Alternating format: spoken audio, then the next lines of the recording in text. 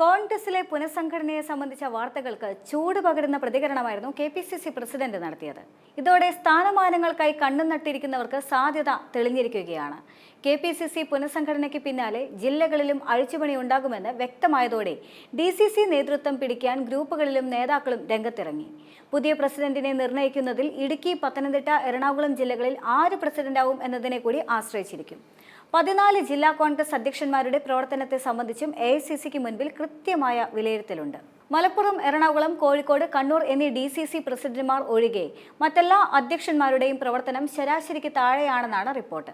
ഇതോടെ കോട്ടയത്ത് നിന്ന് നാട്ടകം സുരേഷ് മാറുമെന്ന കാര്യം ഉറപ്പായി. എന്നാൽ മുൻപുണ്ടായിരുന്ന എ.ഐ ഗ്രൂപ്പുകൾ ഇന്ന് വിഘടിച്ച് പല ഗ്രൂപ്പുകളായി.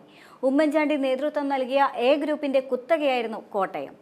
എന്നാൽ ഉമ്മൻചാണ്ടിയുടെ മരണശേഷം എ ഗ്രൂപ്പ് നേതാക്കളായ തിരുവഞ്ചൂർ രാധാകൃഷ്ണനും കെ.സി. ജോസഫും രണ്ട് തട്ടിലാണ്.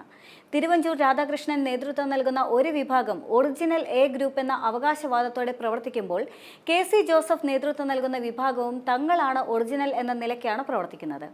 ചാണ്ടി ഉമ്മന്റെ നേതൃത്വത്തിൽ മറ്റൊരു വിഭാഗവും എ ഗ്രൂപ്പ് എന്ന നിലയിൽ പ്രവർത്തിക്കുന്നുണ്ട്.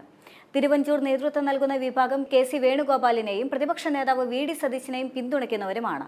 ഇതിൽ ഉൾപ്പെടുത്താത്ത ഒരു ഗ്രൂപ്പ് കെ.സി. വേണുഗോപാലിന്റെ അടുപ്പക്കാരെന്ന നിലയിൽ സ്വന്തമായും പ്രവർത്തിക്കുന്നുണ്ട്. കെ.സി. ജോസഫ് നേതൃത്വം നൽകുന്ന വിഭാഗം ആരെയും പിന്തുണയ്ക്കുന്നുമില്ല. ക്രൈസ്തവ വിഭാഗത്തിന് മുൻതൂക്കമുള്ള ജില്ലയിൽ ഈ വിഭാഗത്തിൽ നിന്ന് ഒരാൾ പ്രസിഡന്റാകണമെന്ന അഭിപ്രായമാണ് കെ.പി.സി.സിക്കുള്ളത്. ഇടുക്കി, പത്തനംതിട്ട, എറണാകുളം ജില്ലകളിൽ ആര് പ്രസിഡന്റാവും എന്നതിനെ കൂടി ആശ്രയിച്ച് ഇതിൽ മാറ്റം വരാം. നിലവിലെ ഡി.സി.സി പ്രസിഡന്റ് നാട്ടകം സുരേഷ് സ്ഥാനം നിലനിർത്താനായി ശ്രമം നടന്നിരുന്നു. എങ്കിലും മാറ്റം ഏറെക്കുറെ ഉറപ്പിച്ചു കഴിഞ്ഞു. എന്നാൽ മാറ്റുന്നതിന് പകരമായി അടുത്ത നിയമസഭാ തെരഞ്ഞെടുപ്പിൽ ഒരു സീറ്റും നാട്ടകം സുരേഷ് പ്രതീക്ഷിക്കുന്നുണ്ട്. ഫിലിപ്പ് ജോസഫിന്റെ പേരാണ് ഐ ഗ്രൂപ്പ് മുന്നോട്ട് വയ്ക്കുന്നത്.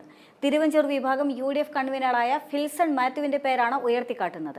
DCC vice president Biju Punnathanam, DCC സെക്രട്ടറിയായ സിബി ചേന്നപ്പാടി, അജീസ്, ബെൻ മാത്യൂസ് തുടങ്ങിയവരുടെ പേരുകളും ചർച്ചയിൽ സജീവമാണ്. പുനഃസംഘടനയ്ക്ക് ഹൈക്കമാൻഡ് പച്ചക്കൊടി വീശിയതോടെ വേഗത്തിൽ തീരുമാനമെടുക്കാനാണ് കെ.പി.സി.സി നേതൃത്വത്തിന്റെ ശ്രമം.